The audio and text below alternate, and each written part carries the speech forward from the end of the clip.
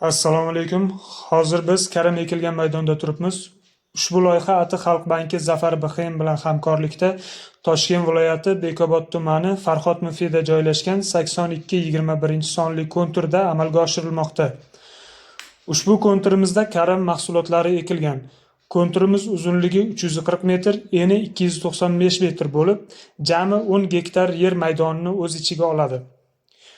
Ushbu yerdagi ekinlar zamonaviy usullar bilan parvarishlanib, tabiiy va mineral o'g'itlar bilan yetishtirildi. Ushbu loyihaga 32 ta dehqon xo'jaliklari biriktirilgan. Har bir dehqon xo'jaliklari uchun 30 sotixdan yer maydoni to'g'ri keladi. Loyiha samaradorligini oshirish maqsadida lider tadbirkor sifatida Dondun Gold MChJ biriktirilgan. Loyiha boshida har bir gektardan 35 tonna hosil olish rejalashtirilgan edi.